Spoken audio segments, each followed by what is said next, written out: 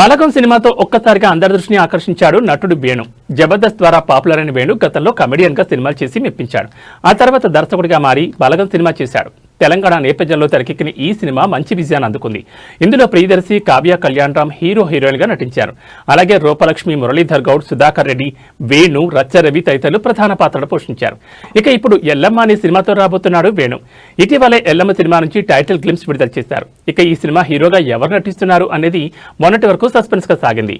నాని, నితిన్, బెల్లం కొండసాయి, శ్రీనివాస్ పేర్లు వినిపించాయి. కానీ చివరికి ఎవరు ఊహించిన విధంగా sensational music director Devi Sri Prasad పేరు తెరపైకి వచ్చింది.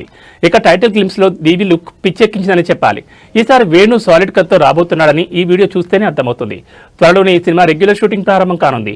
అలాగే ఈ సినిమాలో హీరోయిన్ గా కీర్తి సురేష్ నటించే అవకాశం ఉందనే టాక్ వినిపిస్తోంది. అయితే ఇప్పుడు ఎల్లమ్మ సినిమాలో నటించే విలన్ గురించి ఆసక్తికర చర్చ జరుగుతోంది.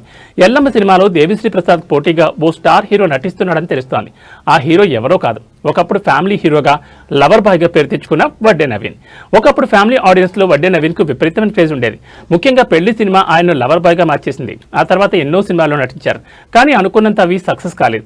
ఇటీవలే కానిస్టేబుల్ అనే సినిమాతో రీఎంట్రీ ఇచ్చారు. ఇక వడ్డే నవీన్ ఇప్పుడు విలన్ గా మారి ఎల్లమ్మలో అదరగొట్టనున్నారని టాక్ వినిపిస్తోంది. ఈ వార్తల్లో వాస్తవం ఎంత అన్నది తెలియాల్సి ఉంది. ఒకవేళ నవీన్ విలన్ గా చేస్తే మాత్రం ఆయన కెరీర్ టర్న్ అవ్వడం ఖాయమంటున్నారు ప్రేక్షకులు.